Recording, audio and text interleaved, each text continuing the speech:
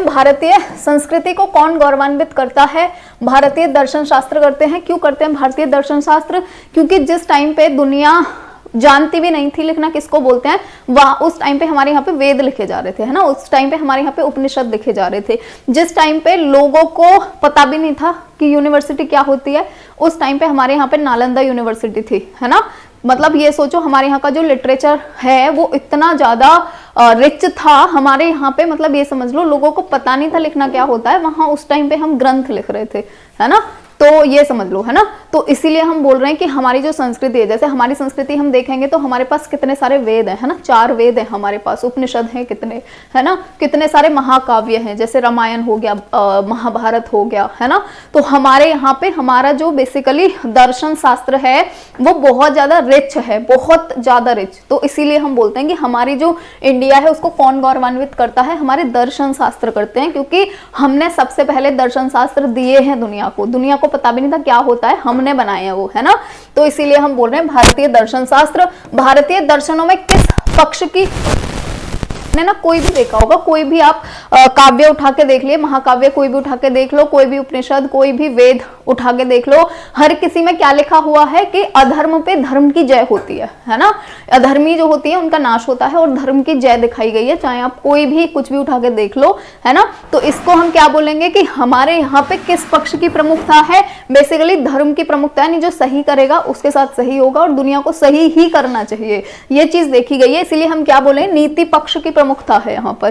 ठीक, नेक्स्ट है भारतीय दार्शनिकों के अनुसार पुरुषार्थ जो हैं वो कितने हैं?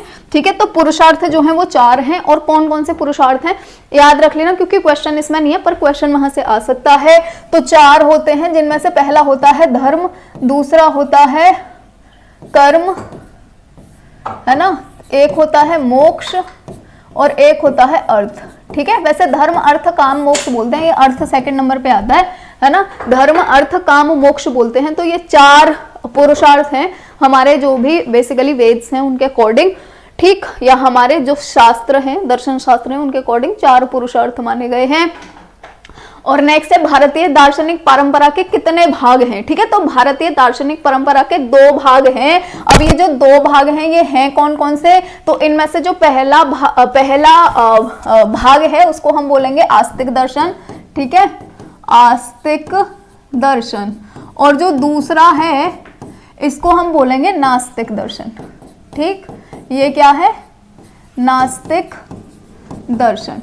ठीक है, अब यहाँ पे हम देखेंगे कि ये जो आस्तिक दर्शन है ये कितने हैं? तो आस्तिक दर्शन है टोटल 6 और जो नास्तिक दर्शन है वो है 3। ठीक है, आस्तिक दर्शन का मतलब क्या है? जो ईश्वर में विश्वास नहीं रखते हैं, ऐसे टाइप जो ईश्वर में विश्वास रखते हैं वो हो गए आस्तिक। तो ये टोटल 6 हैं हमारे यहाँ पे, है ना, जिसमें सांख्य आता है, मीमांसा आता है, ये सारे सारे आते हैं। जो नास्तिक हैं वो हमारे यहाँ पे 3 हैं, जिनमें से क्या क्या आता है? एक चार्वाक आता है, एक जैन आता है और एक बौद्ध आता है। ठीक है, ये 3 हैं जो कि नास्तिक दर्शन है, आप लिख लीजिएगा, मैंने जो बोले हैं चार्वाक, जैन और बौद्ध। वैसे ये क्वेश्चन शायद है अभी आगे, है ना। नेक्स्ट हमारा क्वेश्चन है नास्तिक दर्शन कौन कौन से? देखो ये रहे नास्तिक, तो ये तीनों जो है चार्वाक, जैन और बौद्ध, ये तीनों जो हैं यही ही हमारे नास्तिक दर्शन हैं। और अगर हम आस्तिक दर्शन की बात करें तो इनको भी कहीं पे लिख लेना, ये कौन कौन से हैं। तो जो आस्तिक दर्शन है ना, इनको हम षडांग दर्शन भी बोलते हैं। सबसे पहली चीज तो ये याद रखना, है ना। षडांग दर्शन क्यों बोल रहे हैं? क्योंकि षडांग का मतलब होता है 6, है ना, और क्योंकि ये टोटल 6 है नंबर में, इसीलिए इनको हम षडांग दर्शन बोलते हैं। और क्या क्या आएगा इसमें? तो इसमें आएगा योग, ठीक है, न्याय, वैशेषिक, मीमांसा, वेदांत और सांख्य। ठीक है, तो ये वाले जो हैं ये हैं हमारे आस्तिक दर्शन, ठीक है, जो कि षडांग दर्शन है। और जो नास्तिक हैं वो तीनों आपने यहाँ पे देख ही लिए। नेक्स्ट पढ़ेंगे जैन दर्शन में पृथ्वी को कितने तत्वों से निर्मित माना गया है? जैन दर्शन जो कि नास्तिक दर्शन है, ठीक है। तो जैन धर्म के अकॉर्डिंग या जैन दर्शन के अकॉर्डिंग जो पृथ्वी है उसको कितने पार्टों से, कितने तत्वों से मिलकर माना गया है? 4 तत्वों से। यहाँ पर मैं एक और चीज आपको बता दूं, केवल और केवल जैन दर्शन में माना गया है ये, जबकि अगर हम वेदों की अकॉर्डिंग देखेंगे या और जितने भी इसके अलावा ये यहाँ पे जितने भी ये हैं दर्शन दिए हुए हैं आस्तिक मत वाले, ये सब के सब क्या मानते हैं कि जो हमारी पृथ्वी है या जो पूरा यूनिवर्स है ना, पूरी यूनिवर्स है वो 5 तत्वों से मिलकर बनी हुई है। इसीलिए हम उनको क्या बोलते हैं, पंच महाभूत बोलते हैं, या हम 5 महाभूत बोल सकते हैं। महाभूत को महाभूति बोलेंगे, इंग्लिश हो चाहे हिंदी हो, है ना। तो 5 महाभूत या पंच महाभूतों से मिलकर बनी हुई है। ये 5 महाभूत कौन से हैं, तो एक हो जाएगा अर्थ, अर्थ यानी कि पृथ्वी, ठीक है। एक हो जाएगा आकाश, ठीक है। एक हो जाएगा जल, एक हो जाएगा पृथ्वी, हो गया पृथ्वी, आकाश हो गया, जल हो गया, अग्नि, ठीक है। और एक और क्या रह गया, जल, अग्नि, वायु, ठीक है। एक रह गया वायु, ठीक है। तो ये 5 महाभूत हैं जिनसे कि ये सारे के सारे दर्शन मानते हैं कि हमारा अर्थ ही नहीं, पूरा का पूरा universe, even each and everything in this on this earth is made up of these 5 elements, ठीक है, या दीज 5 महाभूतास। चाहे हमारी बॉडी भी है वो भी इन 5 महाभूतों से मिलकर के ही बनी हुई है, ठीक है। तो ये हमें याद रखना है ना, बाकी सबके अकॉर्डिंग। लेकिन जैन धर्म के अकॉर्डिंग क्या बताया गया है, 4 बताए गए हैं, ठीक है। इनमें से जो आकाश होता है वो नहीं होता है जैन धर्म में, ठीक। चलिए नेक्स्ट पढ़ेंगे। तो नेक्स्ट जो हमारा क्वेश्चन है, चलिए तो नेक्स्ट जो क्वेश्चन है, एक मिनट, माउस किधर गया,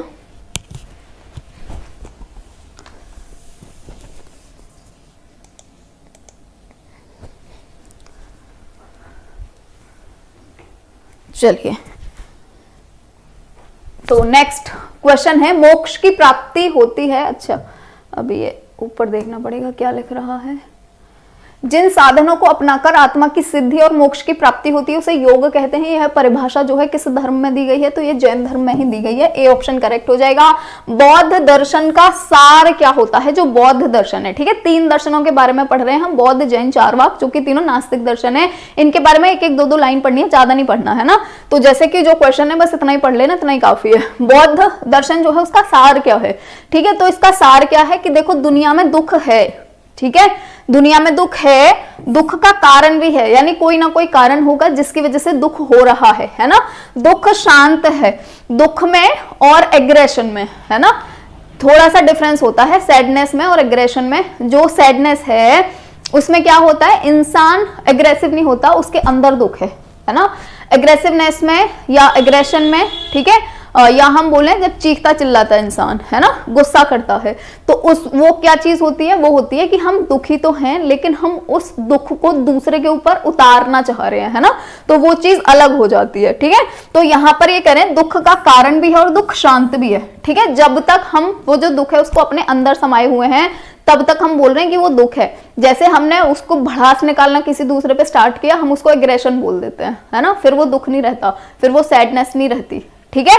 तो दुख शांत है और दुख दूर करने का उपाय भी है ना। यानी कोई भी दुनिया में बड़े से बड़ा दुख हो, हर दुख को दूर किया जा सकता है, बस हमें उसका सही उपाय चाहिए होता है। ये तीनों की तीनों चीजें बताई हैं बौद्ध दर्शन में, यानी कि यहाँ पे हमारा द ऑप्शन जो है ये हो जाएगा करेक्ट, ठीक। चलिए नेक्स्ट क्वेश्चन की तरफ बढ़ेंगे। तो नेक्स्ट क्वेश्चन है, सांख्य योग में ज्ञान के कितने सोपान हैं, तो ज्ञान के यहाँ पर टोटल 8 सोपान है, ठीक है। अब देखो यहाँ पे ना मैं आपको एक चीज बताती हूँ, चाहे तो आ जाए सांख्य, ठीक है, सांख्य योग, ठीक है, चाहे तो आ जाए राजयोग, ठीक, और चाहे तो आ जाए अष्टांग योग, अष्टांग योग, ठीक है। इन तीनों में से या आ जाए योग शास्त्र, है ना। इन सारी चीजों में से कुछ भी पूछने के लिए आ जाए, आपको 8 ही सोपान बताने हैं, 8 ही स्टेप बताने हैं, सबके सेम स्टेप होते हैं। जहां पर भी अष्टांग योग आ जाए, राजयोग आ जाए, राजयोग जो है वही ही अष्टांग योग है ना, ये समझ लो पहले। तो जो राजयोग है वही ही अष्टांग योग है। तो यहाँ पे इन चारों में से कोई भी चीज आ जाए, आपको क्या करना है, इनके कितने सोपान है, 8 सोपान है। कौन कौन से 8 सोपान है यहीं पे ही बता देती हूँ, आगे वो आएगा, लेकिन मैं यहीं बता देती हूँ कौन कौन से 8 सोपान है। तो पहला है यम, दूसरा है नियम, तीसरा है आसन, चौथा है प्राणायाम, पांचवा है प्रत्याहार, यम नियम आसन प्राणायाम प्रत्याहार धारणा ध्यान समाधि, है ना, धारणा, हाँ ये मैंने पढ़ा दिया है ना, इसलिए बोल रहे होंगे कमेंट में। ये टोटल 8 होते हैं, तो ये चीज याद रखिएगा, ठीक है। आपको ऑलरेडी पढ़ा दिया है इसलिए आप कमेंट में बता रहे हो, बहुत अच्छी बात है। तो नेक्स्ट है, देखो वेदांत दर्शन जो है उसका अंतिम सार क्या है। तो वेदांत दर्शन का अंतिम सार क्या है? वेदांत दर्शन जो है वो क्या है, जिसमें बेसिकली वेद लिखे हुए हैं 4, है ना। कौन कौन से 4 वेद हैं? ऋग्वेद, यजुर्वेद, अथर्ववेद और सामवेद, ठीक है। जिसमें से ऋग्वेद सबसे पुराना वेद मानते हैं हम, है ना। और ऋग्वेद जो है उसके 10वें मंडल में ही बताया गया है योग के बारे में, ये चीज याद रखना, क्योंकि योग का पेपर है, हमें तो यहाँ पर योग पे फोकस करना है ना। तो ऋग्वेद जो है, जो कि सबसे पहला वेद है, उसी के ही 10वें मंडल में बताया गया है योग के बारे में, ठीक है। तो वेदांत दर्शन का अंतिम सार क्या है? ब्राह्मणों का चिंतन, एकदम करेक्ट बात है। आरण्यकों का चिंतन और उपनिषदों का गूढ़ चिंतन, सारे के सारे ऑप्शन सही हैं हमारे, डी ऑप्शन यहाँ पे करेक्ट हो जाएगा। नेक्स्ट है, ब्रह्म ज्ञान उपनिषदों या वेदांतों की विषय वस्तु है। ये कथन किसका है, किसने बोला है ये? तो ये बोला है शंकराचार्य जी ने, ए ऑप्शन हमारा यहाँ पे करेक्ट हो जाएगा। ठीक, चलिए नेक्स्ट क्वेश्चन की तरफ बढ़ते हैं। तो नेक्स्ट क्वेश्चन है कि योग जीवन व आत्मा का मिलन है, ये परिभाषा किस में बताई गई है, कहाँ दी गई है? तो ये वेदांत में दी गई है। और नेक्स्ट है, मुख्य उपनिषद जो हैं वो कितनी संख्या के हैं, यानी टोटल कितने हैं? तो 13 हैं जो मुख्य उपनिषद हैं। उपनिषदों में मोक्ष की कितनी व्याख्याएं करी गई हैं? तो टोटल 3 व्याख्याएं करी गई हैं, डी ऑप्शन हमारा यहाँ पे करेक्ट हो जाएगा। ठीक, चलिए नेक्स्ट क्वेश्चन की तरफ बढ़ेंगे। संत व योगी मोक्ष प्राप्ति हेतु कौन कौन सी क्रियाएं करते हैं? यहाँ पे आ रहा है संत और योगियों के बारे में, ठीक है। अब देखो, आपने देखा होगा जो संत होते हैं वो ध्यान भी करते हैं, करेक्ट बात है, तप भी करते हैं, करेक्ट बात है, और साधन भी करते हैं, सारी चीजें करते हैं, यानी कि डी ऑप्शन हमारा यहाँ पे करेक्ट हो जाएगा। ठीक, देखना ये लाइट क्या कर रही है, यहाँ से वायर शायद वो हो रहा है, पहले ना वहां से बंद कर लेना, डायरेक्टली मत करना, ठीक है। ठीक, नेक्स्ट है, तत्व मीमांसा में कितने तत्वों का विवेचन प्रस्तुत किया गया है? तत्व मीमांसा की बात हो रही है, ठीक है, जो कि हमारे 3 मीमांसा है, तत्व मीमांसा, मूल्य मीमांसा, ज्ञान मीमांसा, उनमें से तत्व मीमांसा की बात हो रही है ना। तो यहाँ पर किस चीज के बारे में बोला गया है? संसार के मूल तत्वों के बारे में, मानव के मूल तत्वों के बारे में, बिल्कुल करेक्ट बात है ना। तो सी ऑप्शन करेक्ट हो जाएगा। नेक्स्ट है, मनुष्य जीवन का अंतिम उद्देश्य जो है वो क्या है? अंतिम उद्देश्य क्या है? निर्विकल्प समाधि, करेक्ट है, और कैवल्य की प्राप्ति, करेक्ट है, ठीक है। अब देखो ये दोनों चीजें आ रही है ना, निर्विकल्प समाधि या फिर कैवल्य की प्राप्ति, ये अभी कौन सा चल रहा है अगर मैं बताऊं तो ये बौद्ध दर्शन में से है क्वेश्चन, ठीक है। किस में से है ये? बौद्ध दर्शन में से है, क्योंकि बौद्ध दर्शन जो होता है ना उसका अंतिम सार होता है निर्विकल्प समाधि, है ना। तो निर्विकल्प समाधि और कैवल्य की प्राप्ति, ये दोनों ही उद्देश्य होते हैं बौद्ध दर्शन के अकॉर्डिंग। तो यहाँ पे हमारा जो सी ऑप्शन है वो करेक्ट हो जाएगा। और नेक्स्ट जो क्वेश्चन है ये है, न्याय का तात्पर्य है, यानी जो न्याय होता है उसका मतलब क्या होता है? उचित, वांछनीय, सत्य, एकदम करेक्ट, और कैवल्य की प्राप्ति एकदम करेक्ट, यानी सी ऑप्शन करेक्ट हो जाएगा। ये भी क्वेश्चन आपके एग्जाम में कैसे आ सकता है? बौद्ध दर्शन के अनुसार न्याय का तात्पर्य क्या है, ठीक है, क्योंकि ये भी बौद्ध दर्शन का ही क्वेश्चन है। नेक्स्ट है, सृष्टि के प्रारंभ में भगवान ने जो योग का उपदेश दिया था वो किसको दिया था, ठीक है। तो देखो, सृष्टि के प्रारंभ में भगवान ने जो योग का उपदेश दिया था वो दिया था सूर्य को, ठीक है। किसको दिया था? सबसे पहले भगवान श्री कृष्ण ने दिया था। तो भगवान श्री कृष्ण ने किसको दिया था? सूर्य को दिया था, ठीक है। सूर्य को हम एक और नाम से जानते हैं जिसको हम बोलते हैं विवस्वान, ठीक। तो किसको दिया भगवान ने? सबसे पहले सूर्य यानी विवस्वान को। विवस्वान या सूर्य जो है इन्होंने किसको दिया? तो इन्होंने दिया था मनु को, ठीक है। और जो मनु है इन्होंने किसको दिया? तो मनु ने दिया इक्ष्वाकु को, ठीक है।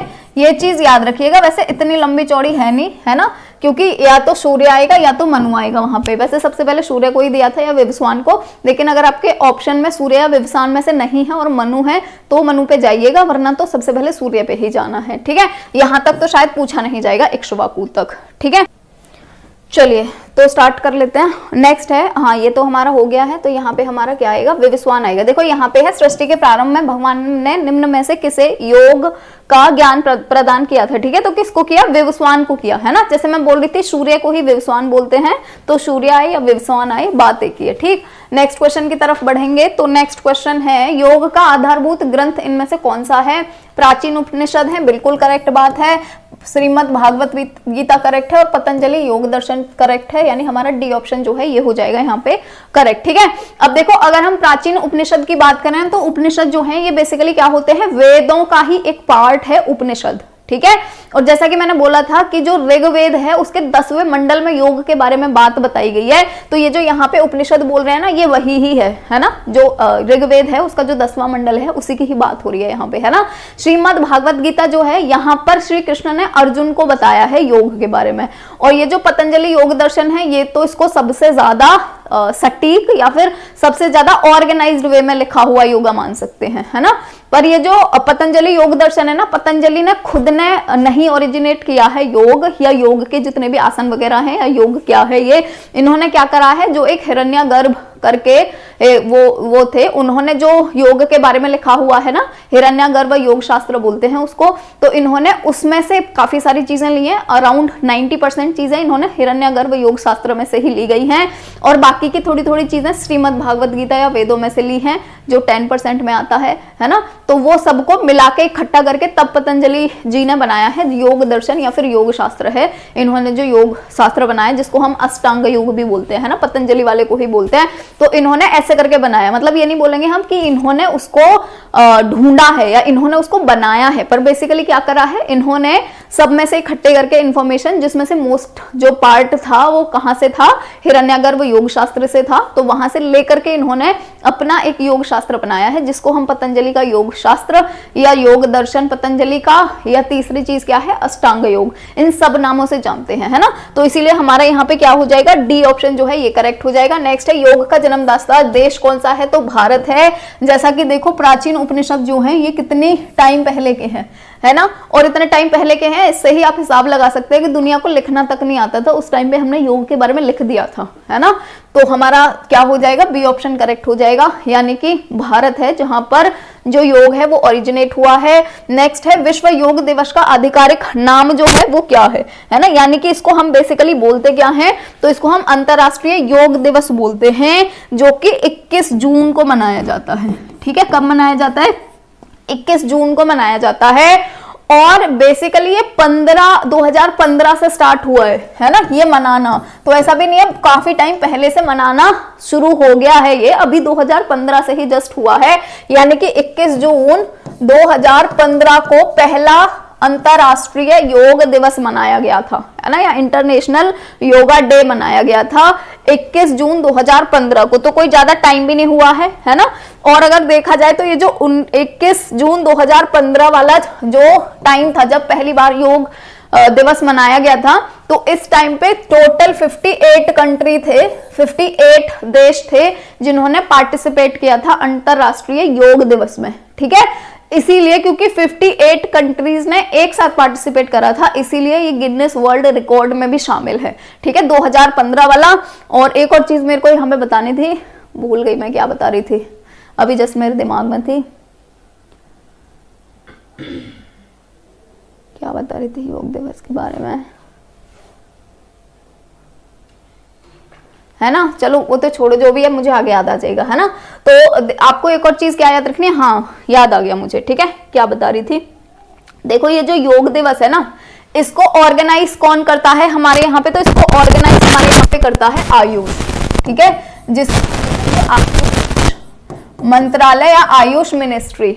ठीक है, जितने भी हमारे यहाँ पे प्राकृतिक सिस्टम ऑफ मेडिसिन है या नेचुरल सिस्टम ऑफ मेडिसिन है, नेचुरल सिस्टम ऑफ मेडिसिन हम किसको बोलते हैं, जो अंग्रेजी दवाइयों से दूर है ना, यानी जिनमें हम अंग्रेजी दवाइयों का यूज ना करें, हम केवल और केवल नेचुरल चीजों का यूज करें, जैसे प्लांट हो गए या एनिमल का कोई चीज हो गई, है ना, या फिर मिट्टी से भी बहुत सारी मेडिसिन बनाई जाती है क्योंकि इसमें मिनरल्स वगैरह होते हैं बहुत, है ना, या फिर हम समुद्र में जो भी मिलते हैं पदार्थ उनसे हम कोई मेडिसिन बना रहे हैं, यानी नेचुरल रिसोर्सेज को यूज करके अगर हम कोई भी मेडिसिन बना रहे हैं उसको हम नेचुरल मेडिसिन सिस्टम बोलते हैं, या प्राकृतिक मेडिसिन सिस्टम, है ना, औषधि सिस्टम या औषधि प्रणाली। ठीक है, तो नेचुरल सिस्टम जो है बेसिकली वो इंडियन सिस्टम ऑफ मेडिसिन जो है वो कौन से होंगे, इंडियन सिस्टम ऑफ मेडिसिन हम जिन उनको बोलते हैं जो या तो हमारी कंट्री में ही ओरिजिनेट हुए हैं, जैसे आयुर्वेदा है वो हमने ही ढूंढा है उसको, सिद्धा है वो भी हमने ही ढूंढा है, क्योंकि हमारा जो कंट्री है उसके जो नीचे वाले पार्ट है, साउथ वाला जो पार्ट है सिद्धा सिस्टम बेसिकली साउथ पार्ट में ओरिजिनेट हुआ था, है ना। तो यहाँ पे हम क्या बोल सकते हैं कि जो भी सिस्टम हमारी इंडिया के अंदर ओरिजिनेट हुए हैं मेडिसिन के या दवाइयों के, या फिर हमारी कंट्री में ओरिजिनेट नहीं हुए पर हमारी कंट्री में काफ़ी टाइम से, हजारों सालों से उनकी प्रैक्टिस करी जा रही है ना। जैसे यूनानी सिस्टम हो गया या होम्योपैथी सिस्टम हो गया, हमारी कंट्री में काफ़ी टाइम से प्रैक्टिस करा जा रहा है, तो उनको भी हम क्या मान लेते हैं कि वो भी इंडियन सिस्टम ऑफ मेडिसिन है। तो हमारी इंडिया में जितने भी नेचुरल सिस्टम ऑफ मेडिसिन है उन सबको मिलाकर के नाम दिया गया है आयुष, ठीक है। इन सबको मिलाकर नाम दिया गया है आयुष। अब आयुष क्यों नाम दिया गया है, क्योंकि देखो एक का मतलब होता है आयुर्वेदा, ठीक है, और वाई का मतलब होता है योगा, यू का मतलब होता है यूनानी सिस्टम ऑफ मेडिसिन, ठीक है। जो हकीम होते हैं ना जिसमें, उसको यूनानी सिस्टम ऑफ मेडिसिन ही बोलते हैं, है ना। और एस का मतलब हो गया सिद्धा, जो कि हमारे साउथ वाले पार्ट में ओरिजिनेट हुआ था, है ना। और होम्योपैथी के बारे में सब जानते ही होंगे, जिसमें मीठी मीठी गोलियां मिलती हैं, और एक हो गया होम्योपैथी, ठीक है। तो ये आयुष बेसिकली ये सब मिलाकर है ना। A for Ayurveda, Y for yoga, U for Unani, S for Siddha और एच फॉर होम्योपैथी, ठीक है। ये सारी की सारी चीजों में, ये सारी की सारी जितने भी मेडिसिन सिस्टम दिए गए हैं, इन सब चीजों में कोई भी कुछ भी होगा ना, उसको कौन ऑर्गेनाइज करेगा, उसको आयुष मंत्रालय जो है वही ही ऑर्गेनाइज करेगा, क्योंकि ये सारे के सारे सिस्टम इसके अंदर आते हैं, है ना। तो ऑब्वियस सी बात है यही ही करेगा, ठीक। तो चलिए नेक्स्ट पढ़ लेते हैं अब योग दिवस। अच्छा ये तो हम कर चुके थे, ठीक। नेक्स्ट पढ़ते हैं, प्रथम अंतरराष्ट्रीय योग दिवस जो है वो कब मनाया गया था। तो ये अच्छा, प्रथम अंतरराष्ट्रीय योग विश्व में कितने देशों में मनाया गया था, 58, है ना, इसीलिए तो गिनीज वर्ल्ड रिकॉर्ड में शामिल था ये। नेक्स्ट है 21 जून 2023 को कौन सा अंतरराष्ट्रीय योग मनाया जाएगा, ठीक है। अब देखो यहाँ पर एक चीज आती है ना, जैसे मैंने क्या बोला था, पहला जो योग दिवस है कब मनाया गया है, 2015 को मनाया गया है, ठीक है। ये बात कब की हो रही है, 2023 की हो रही है ना। और ये पूछ रहा है 2023 में कौन सा मनाया जाएगा, ठीक है। 2015 के बाद 16 आया, 17 आया, 18 आया, 19 आया, 20 आया, 21 आया और 22 आया, ठीक है। अब देख लीजिए काउंट करके, 1 2 3 4 5 6 7 8 9, 9 हो गए, 1 2 3 4 5 6 7 8 9, है ना। तो 2015 को बेसिकली कौन सा मनाया जाएगा, तो कौन सा मनाया जाएगा, 9वां योग दिवस मनाया जाएगा। इतनी सी चीज है ना, बस इतनी सी बात है, ठीक है, और कुछ इसमें है ही नहीं, है ना। अब नेक्स्ट पढ़ेंगे हम,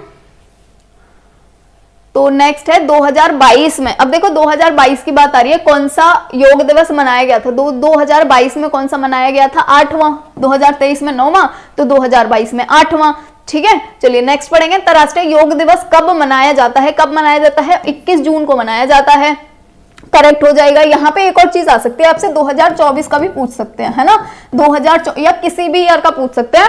अब तो आपको कुछ करना ही नहीं, 2015 में पहला मना था, उसके अकॉर्डिंग कैलकुलेशन कर लेना, है ना। तो 2024 में बेसिकली कौन सा मनाया जाएगा, तो यहाँ पे 10वां मनाया जाएगा।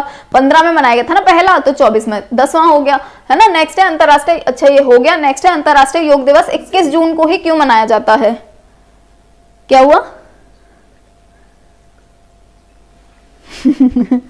ठीक है। अंतरराष्ट्रीय योग दिवस 24 जून को ही क्यों मनाया जाता है, ठीक है। 24 जून को मनाने का ना एक रीजन है। देखो हमारा जो अर्थ है ना, ये हमारा अर्थ हो गया, और इस अर्थ को ना हम 2 पार्ट में डिवाइड कर लेते हैं, है ना। ये हो गया हमारा एक हेमिस्फीयर और ये हो गया एक हेमिस्फीयर, है ना। यानी आधा पार्ट ऊपर वाला कर लिया हमने, आधा पार्ट नीचे कर लिया। जो अर्थ है पूरी उसको 2 भाग में डिवाइड कर लिया, 2 पार्ट में डिवाइड कर लिया, ठीक है। ये जो ऊपर वाला पार्ट है इसको हम नॉर्थ हेमिस्फीयर बोलते हैं या नॉर्दर्न हेमिस्फीयर, और जो नीचे वाला पार्ट है इसको हम साउदर्न हेमिस्फीयर बोलते हैं, है ना। क्योंकि ये वाला हमारा नॉर्थ पार्ट है और ये वाला हमारा साउथ पार्ट है, इसके वजह से, ठीक है। अब क्या है देखो कि अगर हम नॉर्दर्न हेमिस्फीयर की बात करें, ये वाले पार्ट की बात करें, है ना, यानी उत्तरी गोलार्ध की अगर हम बात करें, तो उत्तरी गोलार्ध में जो 21 जून वाला दिन होता है ये सबसे ज्यादा बड़ा होता है, ठीक है। 21 जून वाला दिन सबसे बड़ा होता है इस उत्तरी गोलार्ध वाले पार्ट में, यानी नॉर्दर्न हेमिस्फीयर में। इसलिए जो सबसे बड़ा दिन है पूरे के पूरे वर्ष का, है ना, उस दिन हम मनाते हैं योगा डे, ये रीजन है ना। अब आपको पता होगा हमारे यहाँ पे 2 संक्रांति मनाई जाती हैं, है ना, एक ग्रीष्मकालीन यानी कि एक सर्दियों वाली और एक गर्मियों वाली। तो गर्मियों वाली जो संक्रांति है ना वो भी 21 जून को ही मनाई जाती है। क्यों मनाई जाती है? क्योंकि 21 जून को सबसे ज्यादा बड़ा दिन होता है। एक मनाई जाती है ये 25, कब मनाई जाती है? 25 दिसंबर को, है ना, 25 दिसंबर को मनाई जाती है ना सर्दियों वाली संक्रांति। जनवरी में, 14 जनवरी, पर उस दिन सबसे छोटा दिन होता है ना, तो उस दिन मनाई जाती है संक्रांति, ठीक है। तो हमें तो बेसिकली ग्रीष्मकालीन वाली याद रखनी है, यानी हमें गर्मियों वाली याद रखनी है, क्योंकि 21 जून जो सबसे बड़ा दिन होता है उस दिन ग्रीष्मकालीन वाली संक्रांति मनाई जाती है ना, 15 जैन को, ओके, है ना।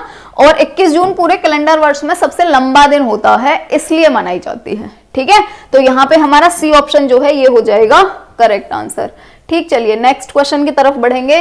किस अंतरराष्ट्रीय योग दिवस कार्यक्रम ने गिनीज वर्ल्ड रिकॉर्ड बनाया था? तो 2015 वाले ने बनाया था। नेक्स्ट है 2019 में किस शहर में प्रधानमंत्री नरेंद्र मोदी जो हैं उन्होंने अंतरराष्ट्रीय योग दिवस के कार्यक्रम में प्रतिभाग लिया था, ठीक है। ये बोल रहे हैं कि कौन से शहर में, ठीक है। तो कहां पर किया था? इन्होंने रांची में किया था, तो रांची झारखंड जो है ये हमारा हो जाएगा करेक्ट आंसर। ठीक, नेक्स्ट क्वेश्चन की तरफ बढ़ेंगे। तो नेक्स्ट जो क्वेश्चन है यह अंतरराष्ट्रीय योग दिवस 2019 का विषय या थीम जो है वो क्या था? तो 2019 में था पर्यावरण के लिए योग, डी ऑप्शन जो है हमारा ये हो जाएगा यहाँ पे करेक्ट। नेक्स्ट है भारत में अंतरराष्ट्रीय योग का उत्सव किस मंत्रालय द्वारा आयोजित करा जाता है? कौन करेगा? आयुष मंत्रालय। रीजन भी मैंने आपको बता दिया कि आयुष ही क्यों करता है। ठीक, चलिए नेक्स्ट क्वेश्चन की तरफ बढ़ेंगे। तो नेक्स्ट क्वेश्चन है भारत में अंतरराष्ट्रीय योग का उत्सव किस मंत्रालय द्वारा आयोजित किया जाता है? आयुष मंत्रालय। योग दिवस का लोगो जो है वो किस चीज का प्रतीक है? तो लोगो जो है वो किन चीजों का प्रतीक है? देखो बेसिकली योग का मतलब क्या होता है? जो भी हमारे सेंसेस हैं उनको अपने कंट्रोल में रखना, है ना। तो क्या हो जाएगा यहाँ पे? इंद्रियों को एकाग्रचित करना। बी ऑप्शन हमारा यहाँ पे करेक्ट हो जाएगा। ठीक, चलिए नेक्स्ट क्वेश्चन की तरफ बढ़ेंगे। तो नेक्स्ट जो हमारा क्वेश्चन है, चलिए नेक्स्ट क्वेश्चन है योग के प्रारंभ करने का जिक्र निम्न में से किस ग्रंथ में है? प्रारंभ की बात आ रही है, ठीक है, यानी कि स्टार्ट कहां से हुआ है? तो हम श्रीमद् भागवत गीता पे जाएंगे। सी ऑप्शन जो है ये हमारा यहाँ पे करेक्ट हो जाएगा। ठीक, नेक्स्ट है पुराणों के अनुसार योगी दत्तात्रेय निम्न में से किसके अवतार थे? ठीक है, तो योगी दत्तात्रेय जो है वो विष्णु जी के अवतार थे। अगर हम पुराणों की बात करते हैं, किस वेद में योग के बारे में उल्लेख मिलता है? ऋग्वेद में मिलता है, और ऋग्वेद के भी 10वें मंडल में, है ना। ये हम ऑलरेडी पहले डिस्कस कर चुके हैं। नेक्स्ट क्वेश्चन की तरफ चलेंगे। तो नेक्स्ट क्वेश्चन है ऋग्वेद के 10वें मंडल में निम्न में से किसे समस्त विधाओं और कलाओं का प्रवर्तक माना गया है? किसको माना गया है? हिरण्यगर्भ को। ठीक है, और नेक्स्ट है योग का आदिवक्ता किसको माना जाता है? आदिवक्ता कौन है? हिरण्यगर्भ ही है। हिरण्यगर्भ निम्न से किसका रूप है? तो हिरण्यगर्भ जो है वो बेसिकली ब्रह्मा जी का रूप मानते हैं इनको। तो बी ऑप्शन हमारा यहाँ करेक्ट हो जाएगा। और नेक्स्ट क्वेश्चन है पतंजलि योग शास्त्र निम्न में से कौन से ग्रंथ के आधार पर बनाया गया है? ठीक है, तो किसके आधार पर बनाया गया है? जैसा मैंने आपको बोला था कि जो पतंजलि जी हैं बेसिकली इन्होंने भी जो बनाया है अपना योग सूत्र या योग शास्त्र, वो वैसे योग सूत्र जो है ना वो कृष्ण जी वाला जो है ना उसको हम योग सूत्र बोलते हैं। जो कृष्ण जी ने भागवत गीता में बताया है वो योग सूत्र है, और जो पतंजलि वाला है वो योग शास्त्र है। ठीक है, इतना सा बस नाम में अंतर है। तो पतंजलि का जो योग शास्त्र है ना, वो किस पर आधारित है? 90% तो हिरण्यगर्भ योग शास्त्र पर ही आधारित है। मैं पहले आपको ऑलरेडी बता चुकी हूँ। नेक्स्ट है योग के कौन से आधार महत्वपूर्ण माने जाते हैं? दोनों के दोनों आधार, यानी सामाजिक आधार भी और नैतिक आधार भी। ठीक, नेक्स्ट है योग शब्द की जो उत्पत्ति हुई है वो किस भाषा से हुई है ना। तो किस भाषा से हुई है? युज भाषा से हुई है। सी ऑप्शन हमारा यहाँ पे करेक्ट हो जाएगा। नेक्स्ट क्वेश्चन है योग किस भाषा के युज से बना है? देखो योग हमारी कंट्री में ओरिजिनेट हुआ है ना, तो हमारी कंट्री ने नाम रखा होगा योग हमारी कंट्री में, क्योंकि सबसे पुरानी भाषा संस्कृत है। तो उस टाइम पे जितनी भी चीजें ओरिजिनेट हुई होंगी, है ना, सबके नाम संस्कृत में ही होंगे।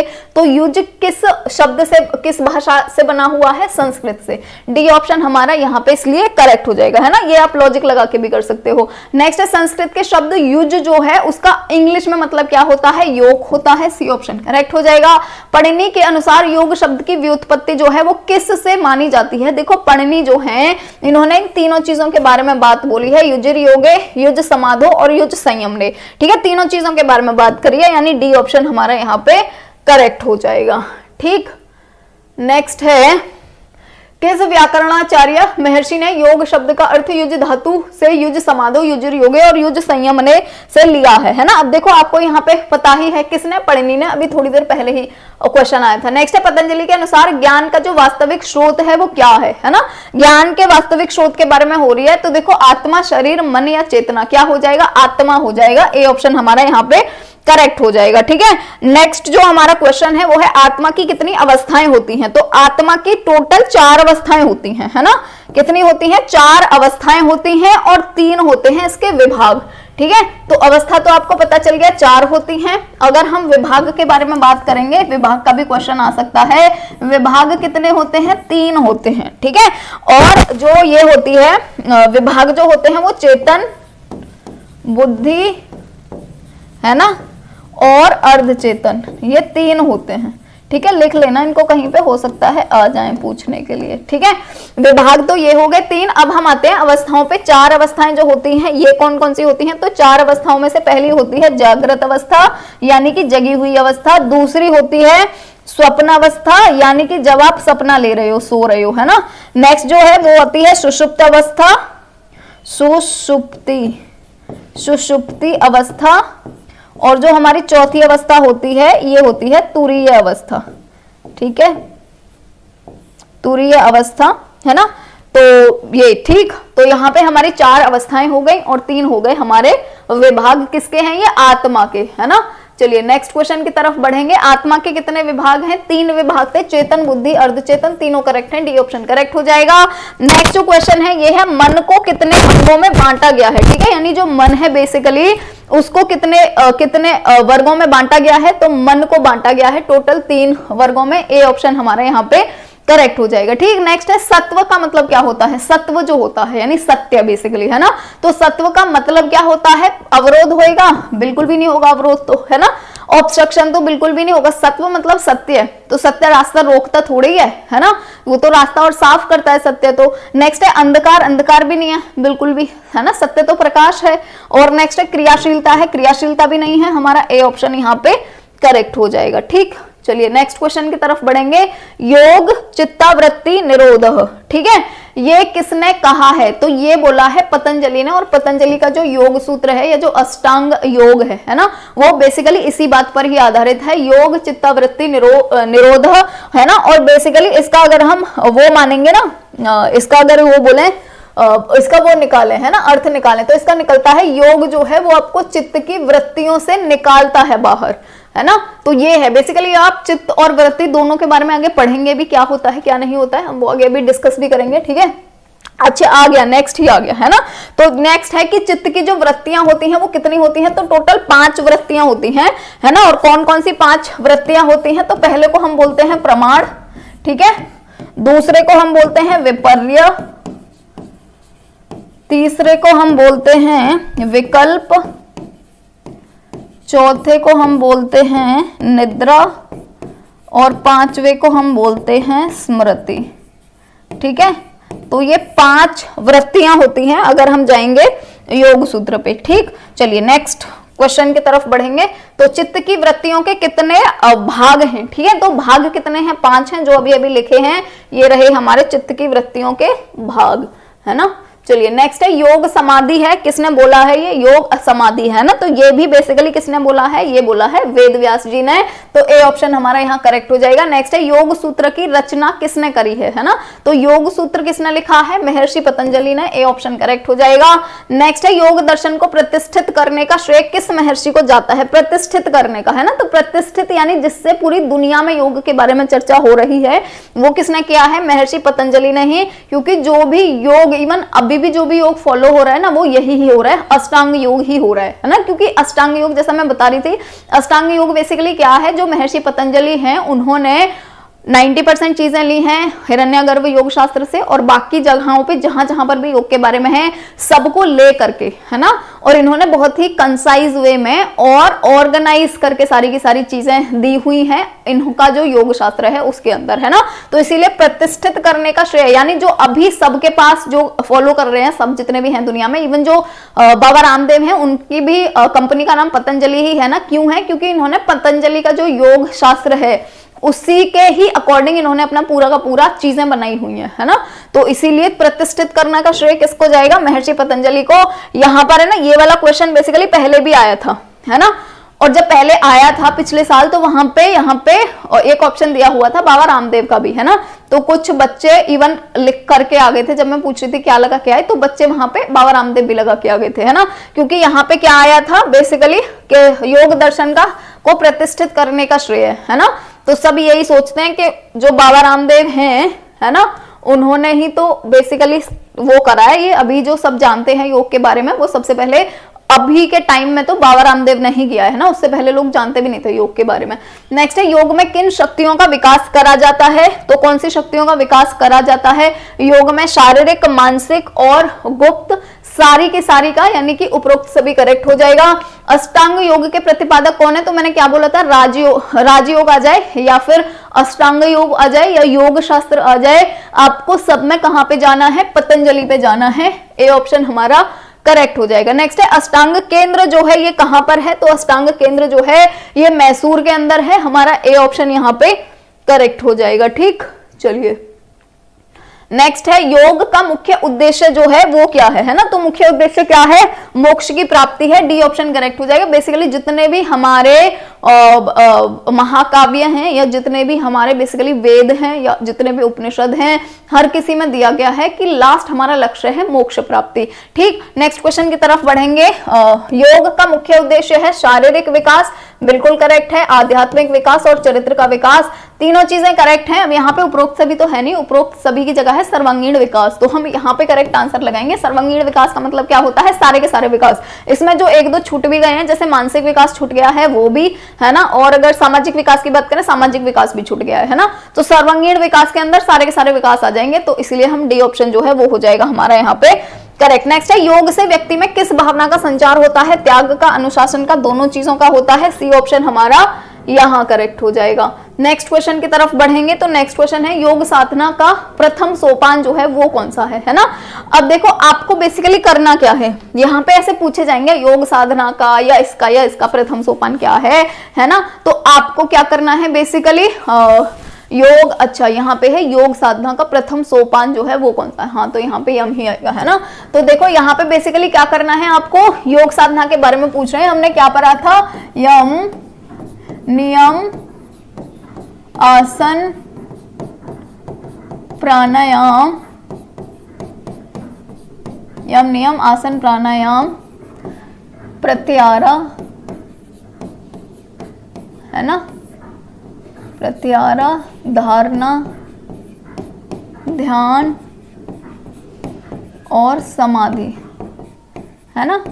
ये हमारे 8 सोपान है। अब आपको कोई भी पूछा जाए पहला कौन सा है? यम है, चौथा कौन सा है? प्राणायाम है, दूसरा कौन सा है? नियम है, तीसरा कौन सा है? आसन है, छठा कौन सा है? धारणा है, पांचवा कौन है? प्रत्याहार है, आठवां कौन है? आठवां या अंतिम सोपान कौन सा है? समाधि है, सातवां सोपान कौन सा है? ध्यान है। ठीक है, नेक्स्ट है, यम जो होता है इसका मतलब क्या होता है? तो यम का मतलब क्या होता है? देखो यम का मतलब बेसिकली यम और नियम जो है ना, इनमें ना बहुत छोटी सी चीज है।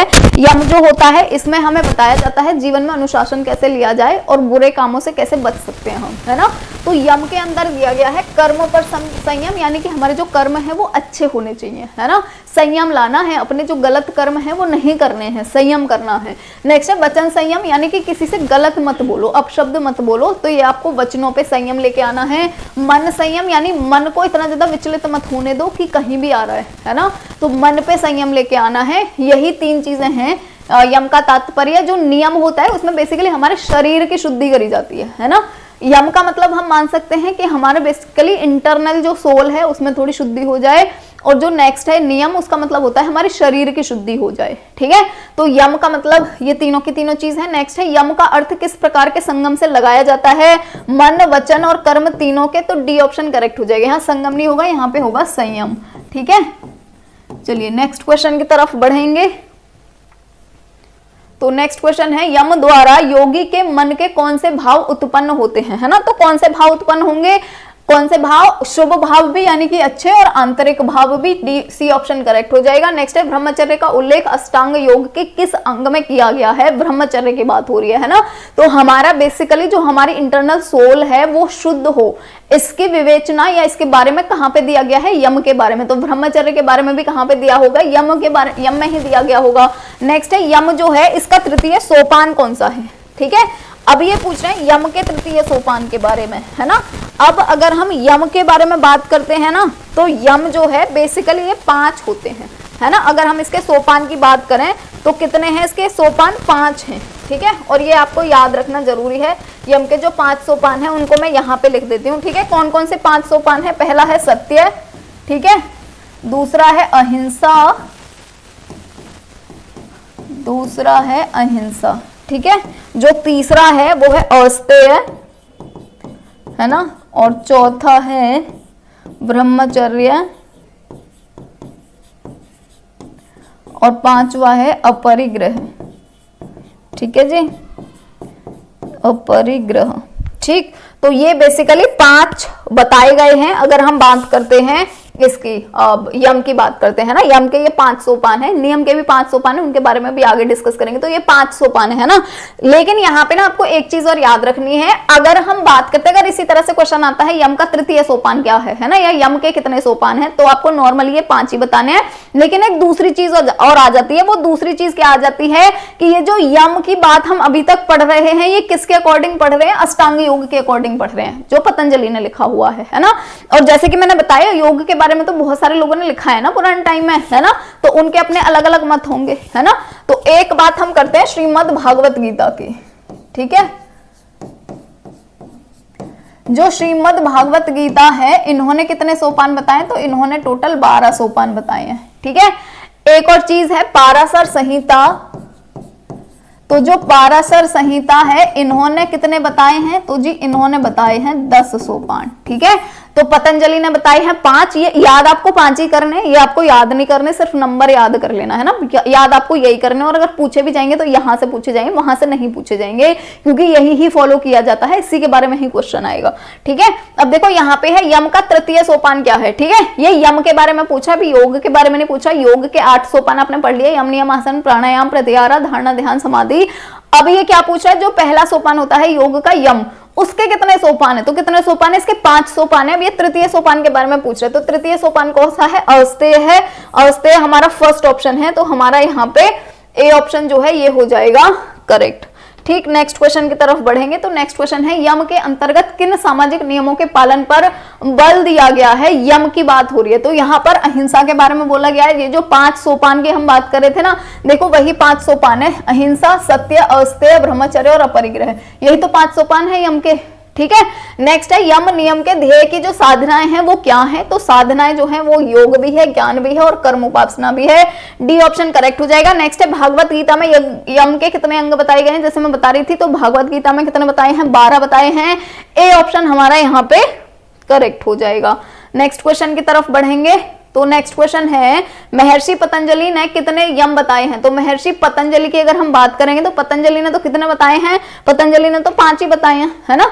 सी ऑप्शन करेक्ट हो जाएगा, जो हमने अभी पढ़े हैं 5। नेक्स्ट है पाराशर संहिता में कितने बताए हैं, 10 बताए हैं, ठीक है। ए ऑप्शन यहाँ पे करेक्ट हो जाएगा। नेक्स्ट है योग में यम का कौन सा अंग नहीं है, तो देखो सत्य भी है, अहिंसा भी है, अस्तेय भी है, और 2 जो रह गए वो कौन कौन से हैं, ब्रह्मचर्य और अपरिग्रह, है ना। तो वो दोनों और हैं, तब तो है ही नहीं, तो डी ऑप्शन हमारा यहाँ पे करेक्ट हो जाएगा, ठीक। चलिए तो नेक्स्ट क्वेश्चन की तरफ बढ़ेंगे। जो हमारा नेक्स्ट क्वेश्चन है वो है नियम का अष्टांग योग में कौन सा स्थान है। ठीक है, बात हो रही है नियम की। ठीक, और नियम के बारे में आपने क्या क्या पढ़ा है, तो नियम के बारे में आपने पढ़ा है कि नियम जो है यम के बाद आता है, यम नियम है ना। और नियम में मैंने क्या बताया था, शरीर की जो शुद्धि होती है वो नियम के अंतर्गत होती है ना। तो नियम का अष्टांग योग में कौन सा स्थान है, दूसरा स्थान है। ए ऑप्शन हमारा यहाँ पे करेक्ट हो जाएगा। ठीक, नेक्स्ट है स्वास्थ्य प्राप्ति के लिए शरीर शुद्धि। तो शरीर शुद्धि का उल्लेख कहाँ पे मिलता है, नियम में मिलता है ना। नेक्स्ट है याकलव्य संहिता में कितने अंग बताए गए हैं नियम के। तो याकलव्य संहिता की अगर हम बात करते हैं तो इसमें कितने बताए गए हैं, टोटल बताए गए हैं 10, है ना। तो सी ऑप्शन हमारा यहाँ पे करेक्ट हो जाएगा। चलिए नेक्स्ट पढ़ेंगे, नियम का तृतीय सोपान जो है वो कौन सा है ना। जैसे यम के 5 सोपान थे वैसे ही नियम के भी 5 सोपान हैं। और नियम के जो 5 सोपान है ये किससे रिलेटेड होंगे, देखो हमारे शरीर से रिलेटेड होंगे, है ना, क्योंकि शरीर की शुद्धि ही तो नियम है, तो ये नियम से रिलेटेड होंगे। अब नियम से रिलेटेड हैं तो जो 5 हैं वो हैं कौन कौन से, तो 5 में सबसे पहले आता है शौच। ठीक है, शौच के बाद में दूसरा जो आता है ये आता है संतोष, नेक्स्ट आता है तप, नेक्स्ट आता है स्वाध्याय। ठीक है, स्वाध्याय। और इसके बाद में जो नेक्स्ट आता है वो आता है ईश्वर। ठीक, ईश्वर। ठीक है, तो ये बेसिकली 5 है ना। वैसे ईश्वर प्राणिधान होता है पूरा नाम, तो ये बेसिकली 5 है। अब ये पूछा है तीसरा जो सोपान है वो कौन सा है, तो तीसरा सोपान कौन सा है, तप है। डी ऑप्शन करेक्ट हो जाएगा। नेक्स्ट है योग दर्शन में आसन का मतलब क्या होता है ना। तो आसन का मतलब आप सब लोगों को पता होगा। आसन बेसिकली क्या होता है, जब घर में भी करते हैं या जो बाबा रामदेव आते हैं कि अब ये आसन करो, अब ये आसन करो, तो आसन का मतलब बेसिकली क्या होता है, स्थिरता पूर्वक बैठना और सुख पूर्वक बैठना। सी ऑप्शन करेक्ट हो जाएगा। पद्मासन को करते समय क्या सावधानी बरतनी चाहिए और किन लोगों को नहीं करना चाहिए। जो पद्मासन होता है ना, इसमें बेसिकली हमारे रीढ़ की जो हड्डी होती है ना, जो हमारी स्पाइनल कॉर्ड होती है, जो ये पीछे है, सबको पता ही होगा, है ना, रीढ़ की हड्डी के बारे में। तो ठीक है, तो वो उसका बहुत ज्यादा यूज होता है, वो बहुत ज्यादा हमें बेसिकली फ्लेक्सिबिलिटी चाहिए होती है उसमें, है ना। और जिन लोगों को भी स्पाइनल कॉर्ड से रिलेटेड प्रॉब्लम है वो नहीं कर सकते उनको, क्योंकि हम जब मोड़ेंगे मारेंगे अपनी स्पाइनल कॉर्ड को तो जो भी हमारी प्रॉब्लम है वो और ज्यादा बढ़ जाएगी, है ना। तो देखो साइटिका किससे रिलेटेड है, हमारी स्पाइनल कॉर्ड से। जिनका स्पाइनल कॉर्ड ऐसे हो जाता है सीधे के बजाय, है ना, वही तो साइटिका होता है। और मेरुदंड यानी कि हमारा जो स्पाइनल कॉर्ड है उसको ही बोल रहे हैं, तो मेरुदंड या स्पाइनल कॉर्ड से रिलेटेड जो भी बीमारी उसमें भी नहीं करेंगे। और कॉक्सीडीनिया में भी नहीं करेंगे, किसी में नहीं करेंगे, यानी डी ऑप्शन हमारा यहाँ पे करेक्ट हो जाएगा। पद्मासन को हम इनमें से किसी भी चीज में नहीं करेंगे। ठीक, नेक्स्ट क्वेश्चन की तरफ बढ़ेंगे। तो नेक्स्ट जो क्वेश्चन है यह है, कपालभाति की क्रिया सामान्यतः करनी चाहिए, कितनी बार करनी चाहिए, 15 से 20 बार करनी चाहिए। ए ऑप्शन करेक्ट हो जाएगा। नेक्स्ट है चेयर पोज जो होता है ये हम किसको बोलते हैं, तो जेंटिल को बोलते हैं। बी ऑप्शन करेक्ट हो जाएगा। कौन सा अभ्यास योग का आंतरिक अभ्यास नहीं है। ठीक है, योग के आंतरिक अभ्यास की बात हो रही है। ठीक है, अब देखो योग के अगर हम अभ्यासों की बात करें ना तो इसके 2 अभ्यास होते हैं। एक को हम बोलते हैं बाह्यंतर अभ्यास, ठीक है, और एक को हम बोलते हैं आंतरिक अभ्यास। ठीक है, तो बाह्यंतर और आंतरिक अभ्यास में अंतर क्या होता है, देखो बाह्यंतर जो हमारे योग के टोटल 8 सोपान है ना, वही इन दोनों में डिवाइडेड है। दोनों में कैसे डिवाइडेड है, जो बाह्यंतर है इसमें जो स्टार्टिंग वाले 5 आते हैं वो बाह्यंतर होते हैं और लास्ट वाले जो 3 है वो आंतरिक होते हैं, है ना। जैसे अगर हम बात करें स्टार्टिंग के 5 कौन से हैं, यम, नियम, आसन, प्राणायाम, प्रत्याहार। ठीक है, ये 5 कौन से हो गए, हमारे बाह्यंतर हो गए, है ना। अब आते हैं आंतरिक पे, लास्ट वाले जो 3 है वो आंतरिक हैं। तो आंतरिक कौन से हो गए, धारणा, ध्यान, समाधि। ये लास्ट वाले 3 क्या है, आंतरिक हैं। ठीक है, अब देखो यहाँ पे पहले हमें क्या करने पड़ेंगे, बाह्यंतर जो है उन पे हमें पूरा कंट्रोल करना पड़ेगा, पूरी कमांड कर लेनी है बाह्यंतर पे, उसके बाद में हम आंतरिक पे जाते हैं, है ना। तो यहाँ पे अगर यहाँ पे हमें पूछा गया है कौन सा अभ्यास योग का आंतरिक अभ्यास नहीं है, आंतरिक की बात कर रहे हैं, है ना। आंतरिक कौन से हैं, तो आंतरिक हैं धारणा, ध्यान, समाधि, है ना। देखो धारणा, ध्यान, समाधि ये तीनों के तीनों तो आंतरिक हैं। ये पूछा है कौन सा आंतरिक नहीं है, तो कौन सा नहीं है, प्राणायाम। ये कौन सा है, बाह्यंतर है। ठीक है, तो बी ऑप्शन हमारा यहाँ पे करेक्ट हो जाएगा। नेक्स्ट क्वेश्चन की तरफ बढ़ेंगे। तो नेक्स्ट जो क्वेश्चन है ये है कि महर्षि पतंजलि ने प्राणायाम के कितने भेद बताए हैं। ठीक है, अब देखो हमारा बेसिकली कौन कौन सा खत्म हो गया है, अगर हम जाएं तो कि कौन कौन से खत्म हो गए हैं प्राणायाम वाले, प्राणायाम तक हमारे कौन कौन से खत्म हो गए, तो यम नियम आसन 3 खत्म हो गए हैं, चौथे पे आ गए हम प्राणायाम पे, है ना। महर्षि पतंजलि ने प्राणायाम के कितने भेद बताए हैं, प्राणायाम के कुल कितने भेद हैं, तो देखो ब्रह्म वृत्ति रेचक, स्तंभ वृत्ति कुंभक, आभ्यंतर वृत्ति पूरक और बाह्य भंतर, ये सारे के सारे भेद हैं, यानी ये ऑप्शन हमारे यहाँ पे करेक्ट हो जाएगा। ठीक है, नेक्स्ट है प्राणायाम की क्रियाएं कौन कौन सी हैं, सांस को अंदर खींचना है, सांस को फेफड़ों में रखना है, सांस को बाहर छोड़ना है, सारी चीजें करेक्ट हैं, यानी जो हमारा डी ऑप्शन है ये हो जाएगा यहाँ पे करेक्ट। ठीक है, अब देखो यहाँ पे 3 चीजें आती हैं, एक आता है पूरक, एक होता है रेचक और एक होता है कुंभक। शायद ये मैंने आपको सेकंड वीडियो में बता दिया है ऑलरेडी, है ना, पर फिर भी एक बार देख लो। देखो यहाँ पे लिख रहा है सांस को अंदर खींचना, है ना, यानी जब भी हम प्राणायाम करते हैं तो सबसे पहले सांस को अंदर खींचते हैं ना, एक नाक बंद करके करें, एक साइड का या जो भी करें, या नॉर्मली भी ऐसे कर रहे हैं, खींच रहे हैं, ऐसे खींच रहे हैं, तो जब हम अंदर की तरफ खींच रहे हैं, है ना, तो उसको हम क्या बोलते हैं, उसको बोलते हैं हम पूरक।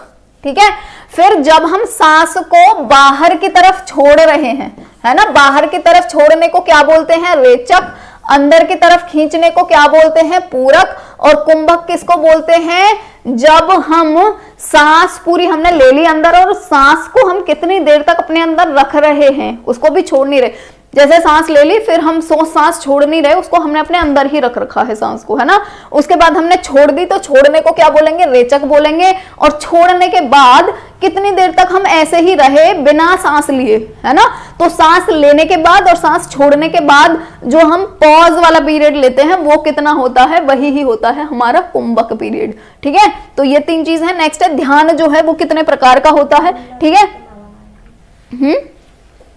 ठीक है, अब देखो हमारे बेसिकली यहाँ पे हमने कौन कौन से कर लिए, यम नियम आसन प्राणायाम कर लिए, उसके बाद प्रत्यारा आता है, धारणा, तब ध्यान आता है। प्रत्यारा और धारणा जो है ये आप डिटेल में पढ़ोगे, जब पतंजलि योग सूत्र के बारे में हमें आगे बहुत अच्छे से पढ़ना है तो वहां पर हम बहुत अच्छे से पढ़ेंगे उनके बारे में भी। यहाँ पर हम सीधे कहाँ पे आ जाते हैं, ध्यान पे, क्योंकि ये हमारा फर्स्ट यूनिट है, यहाँ पर हम सिर्फ इंट्रोडक्टरी पार्ट पढ़ रहे हैं, है ना, तो ध्यान के बारे में पढ़ेंगे। ध्यान जो है उसके कौन कौन से प्रकार होते हैं, तो ध्यान के 2 प्रकार होते हैं, सगुण भी और निर्गुण भी। सगुण ध्यान में क्या होता है, जैसे कि जब भी हम बेसिकली अभी ध्यान करते हैं ईश्वर का, है ना, तो हम अपनी आंखों में बेसिकली जो ईश्वर होता है उसकी प्रतिमा यानी उसकी मूर्ति को सोच करके के बारे में, तो शिव जी की जो भी उनकी प्रतिमा है वो हमारे मन में आती है ना, तब हम ध्यान करते हैं। ठीक है, वो होता है सगुण ध्यान। जो निर्गुण ध्यान होता है ये कौन सा होता है, किसी की प्रतिमा नहीं होती है, कुछ नहीं होता है, और हम ये हमारी लास्ट वाली स्टेज आ जाती है ध्यान करने की, है ना, यानी जब हम बहुत उच्च